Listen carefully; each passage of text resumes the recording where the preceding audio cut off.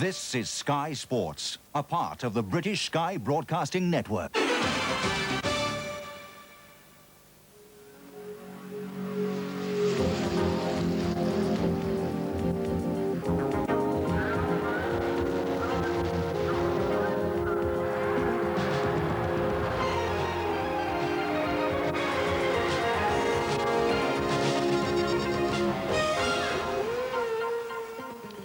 Hi, and welcome back to our garage at the Indianapolis Motor Speedway and the countdown to Indy. I'm Paul Page.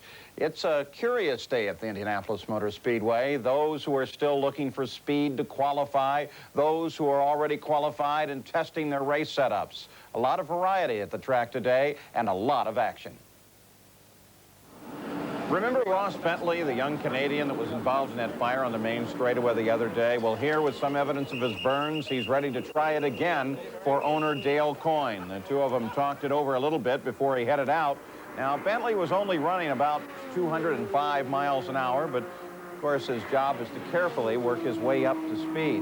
You talk about dedication and courage and what it takes to be a champion driver. Look at Ross as he tries so carefully to get a new helmet off over those, what must be very painful burns. It's more painful putting it on and off than it is once I've got it on. Once I've got it on, I'm real comfortable. You know, it's a new helmet, so you know, it usually takes a little while for the new helmet to kind of break in and feel real comfortable with it as well. But you know, I felt okay. What did they say at home when you said, "I want to run"? I don't think anybody bothered to say anything. You know, they knew that I was going to anyway, so.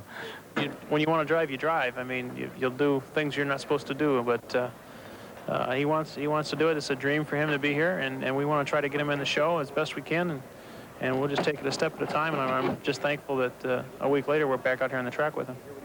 Can you remember last year's Indy 500? Al Unser Jr. and Scott Goodyear. Take a look at this. Is that run again? And Scott Goodyear wins it this time? No, it was today, but the two were having a pretty good time out on the racetrack mimicking last year's finish of the 500. One of the advantages of having a multi-car team is that you can now test the cars, their race setup, in traffic and test for the turbulence. Here's Raul Boisel and Scott Brayton. We asked Raul, how will he start this race from the front row? Well, if I have a chance to stay in front, I will, but I'm not too concerned about the start, really. If I cannot get in front, I'll do a steady race, and normally that's what's pay off here. You cannot win the first lap. You have 200 to do it. As we suggested last night, Nigel Mansell was back at the Speedway today. He's been spending several days resting his back and is now back in the race car. Their primary objective today to test their race setup and also to scrub in as many sets of tires as they can so that they're all ready to go for the run of the Indianapolis 500. His teammate Mario Andretti was also out at the track signing some autographs for some fans, but also running his race car. He was up at 227 miles an hour. That is the fastest time thus far this month. An incredible run. Of course, it was a cool and comfortable day. We asked Mario, is there anything more left in that race car? Oh, yes, there's more than that, because this is certainly not a qualifying car or a qualifying trim or a qualifying engine. So on a perfect day, I think we would have run 230. I said that all along because I had we pieced 2 laps together during practice on Wednesday night, and I had a 28.2 going, but it was never the single lap. I just put 2 half laps together, and I knew it was possible. I got bogged up in traffic on that second lap, so I knew it was possible. Here are 2 car owners, Dick Simon and Dale Coyne. What could they possibly be talking about? This car, the 22 car? Well, remember, it was tested the other day. The question is this now a car to transfer over for Eric Bachelard? We're trying to do something. We'd like to get a good quality car for Eric to get out in for the weekend for the Marmon people. He's got a Ford car that we'd like very much to be able to try to work something out and get Eric out on Saturday with that. That white 22 looks pretty fast. Is it going to be okay for him? Yes, actually, Ford Motor Company, Cosworth, called and said that they would like to help Dale out of his situation.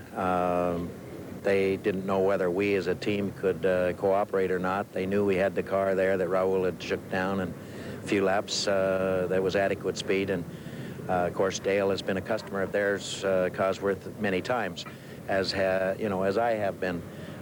So they asked me to come and talk to him, and you're getting in on the preliminary talks of it. But yes, we do have a car, and Ford wants to see Dale have some help, and we are a Ford team, so we're just talking about it. Remember this accident, Didier Taze, the other day? Well, they got everything back together, and he was out today. We asked him, is everything okay? I think so. I just did 3 laps and just inside just to make sure we get a good check down, and we check at the car now when my boost gauge didn't work, and that's why we came back. But we plan to run more this afternoon. Teammates Al Unser Jr. and Danny Sullivan made it to the quarterfinal round of the Miller Pit Stop Contest. The finals will be held on the final practice day a week from today. Now, why are these pit stops so important? Because they win races. Sally Larvik reports. In the 1982 Indy 500, Rick Mears and Gordon Johncock were battling it out for the lead. The Penske team did a perfectly executed pit stop, changing tires and refueling the car. Johncock's car came in with another great pit stop, with one exception. They knew how much fuel he needed to run to the end of the race, and they knew how much fuel ran through the hose per second. So Jim McGee used a stick to tap the refueler as soon as the time needed was up. And that pit maneuver put Johncock in a position to win the second closest finish in Indy 500 history. I think our stop was about 7 seconds quicker than the Penske stop, and that enabled us to get a pretty good lead and hold on and win it. That's just one example of how important having a good pit stop is to winning a race. Just one unplanned second longer in the pits could mean the difference between a trip to the podium or the garage area.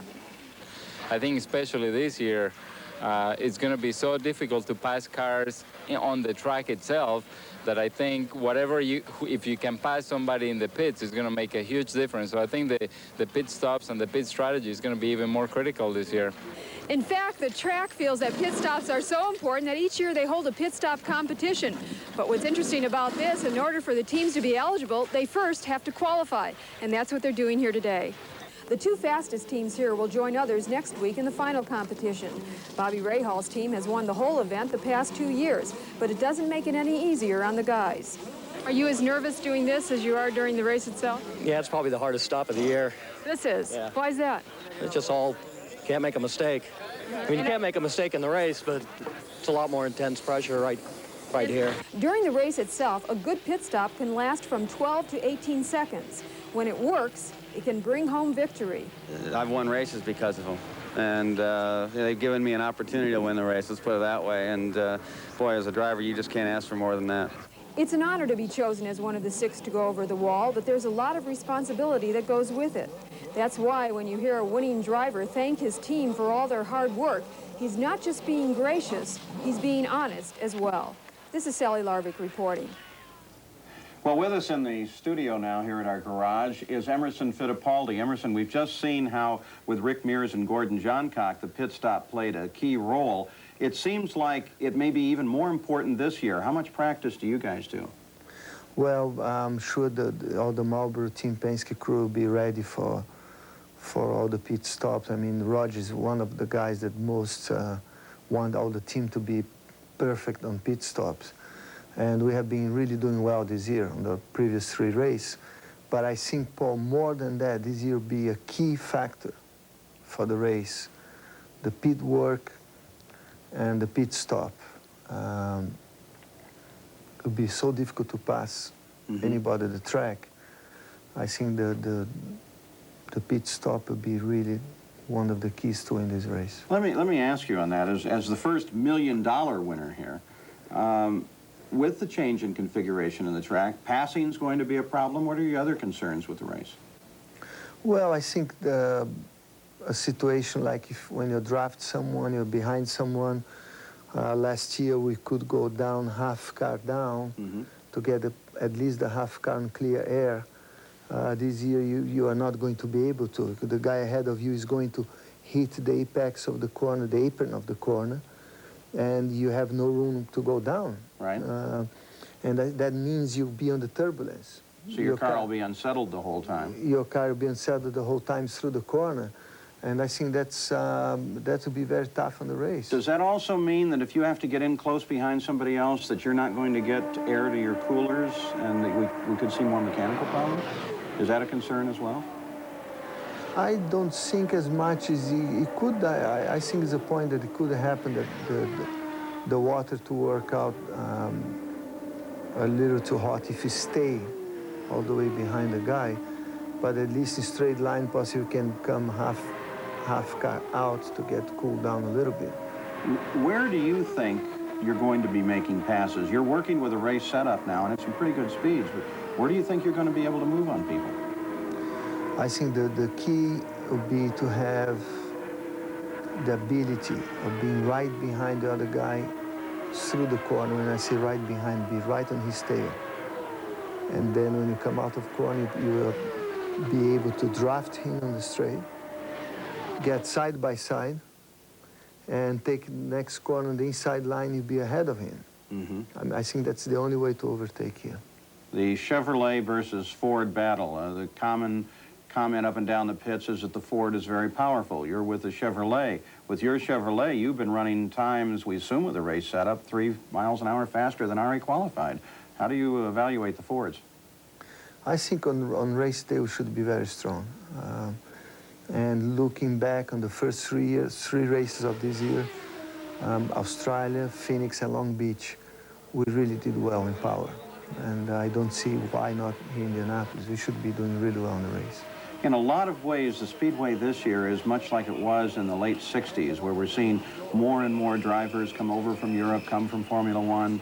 In fact, we may start race day here with more world titles on the grid here than they start in Monte Carlo this coming weekend. Why do you think everyone is so interested suddenly in Indianapolis again?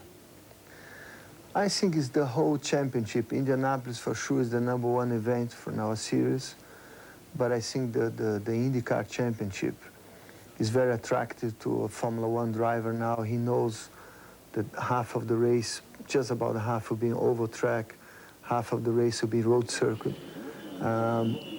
It's a very international coverage on TV now. I mean, we had a new record. Long Beach, I think there was over 90 countries being watched the Long Beach Grand Prix in California. I mean, that's more than the Formula One races.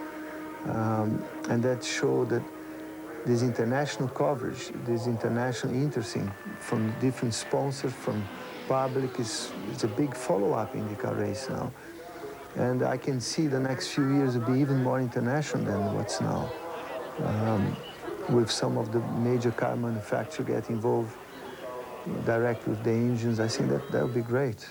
Emerson Fittipaldi, IndyCar champion, Indy 500 champion, world driving champion. Thanks for being with us. Have a good race this May. Thank you. We'll be back with more as the countdown to Indy continues.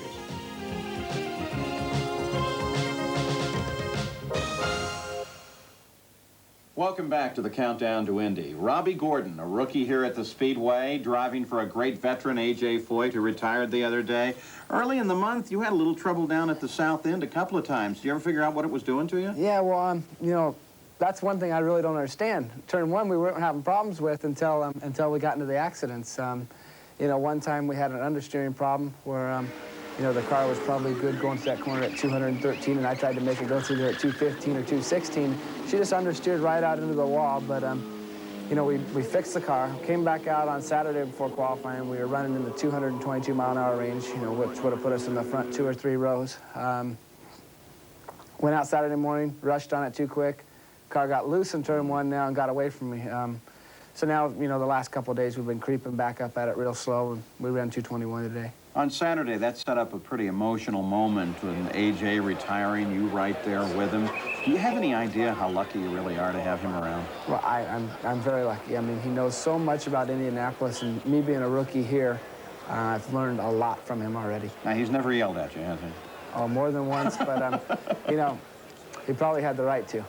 I'll tell you what, if you could just tap into that brain and come up with 1/10 of what's in there. But what kind of things will he tell you? I mean, does he talk about the subtleties? What kind of information can he impart to you? Oh, he has his little ways and tricks of getting around Indianapolis, and in a way, it brings you up easy to running flat out around here. And when you can bring the car up little by little and run flat out, you know, you carry more corner speed, and that's the name of the game here, because that means more straightaway speed. You're finally up above 220. You should be in the show without any question come this weekend. As long as we don't have any problems like we did last Saturday, you know, I felt we had a shot at being on the front row. You know, we ran 222.5 last week, and we did it fairly consistently as soon as we stuck on tires. And, you know, the pole was 223, and we ran that in the middle of the day. So we felt we had a good setup for qualifying, and I just went and rushed up to it a little too quick on Saturday morning. You know, 5 laps, I ran 220, 221, something like that, and, you know, it got away from me down to turn 1. Your background coming out of off-road and everything, is Indianapolis something that was in your career plan? It's something I always wanted to do, but this place is tricky. I tell you, it's different than any kind of racing I've ever done before. Off-road, Daytona 24-hour, you know, IMSA GTO. Those places, you know, if the car's, you know, not running 100%, not anything against the car, setup is so much at Indianapolis. You know, one turn of front wing, the car will go from being great to being terrible. You know, so like the car was quite capable of doing 215, and I carried it up onto 222, not knowing that you can't carry these cars. You know, and came back in the pits today, and we made a bunch of little changes, and I did 221 a lot easier than I did 217 a couple days ago. It just shows how much the change makes. Well, he's in the running for the Rookie of the Year here at the Speedway, and maybe even the fastest rookie in the month of May before this weekend is over. Robbie Gordon, A.J. Foyt's young protege. Keep an eye on him. We'll be back in just a moment. 1991, the 75th running of the Indy 500, the Diamond Jubilee. Race day started out looking like a washout, but by mid-morning the rain had stopped, the track was dry, and the 75th running was ready to start. It was touted as AJ's final 500 before retiring. But after qualifying for the front row, AJ would become the victim of an early race crash involving Roberto Guerrero and Kevin Kogan. Foyt's front suspension was damaged by the debris, ending his day. After the accident, Michael Andretti was clearly the class of the field. He nearly lapped pole sitter Rick Mears until a flat tire slowed him down and made him pit early and cost him an extra stop for fuel late in the race. Attrition slowly whittled the field down to a battle between Michael and Rick. The younger Andretti was back in control until Danny Sullivan's turbo let go on the front stretch. Michael pitted for the extra fuel he needed and found himself behind Rick for the restart. We got hung up at the start and the restart behind, you know, Al and John Andretti. And I had to backpedal to keep from hitting John when he swung out around Al, and or vice versa, whichever one it was. And when I did that, that killed my momentum. And here comes Michael. He's got a 3-car draft in front of him. So I knew he was going to go by. It was just a matter of where. So I stayed low to let him move by because we weren't up to speed yet. Not to be outdone, Rick stayed on Michael's tail and incredibly returned the favor by pulling off an equally difficult outside pass in the same spot on the very next lap. Slowly, Mears pulled away, and even a late race yellow caused by Mario Andretti's tired machine couldn't help Michael regain the lead. Mears powered his way to his record-tying 4th Indy 500 win and team owner Roger Penske's record-setting 8th victory.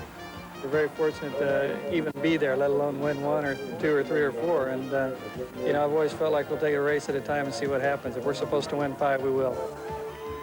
Rick Mears' 4th Indianapolis 500 victory. Another of Indy's greatest moments. In news and notes from Gasoline Alley, today Nigel Bennett, the designer of the Penske cars, was honored at the Speedway with the Louis Switzer Award for design and excellence in engineering. Congratulations, Nigel. And then there was a very special visitor here at the track today from almost another world, but one that's going to be here very soon. Davey Allison was taking a look at the garage area.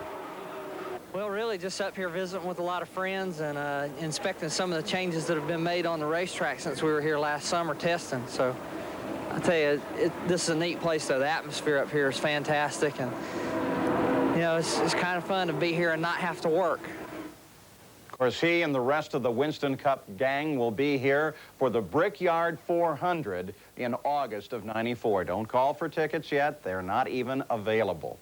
Now, at the Speedway this weekend, 2 more days of qualifying, and then we're ready to go racing. Tomorrow, we'll have a conversation here in the garage with the PPG points leader and the reigning World Formula One champion, Nigel Mansell. We'll see you tomorrow on the Countdown to Indy. Good night.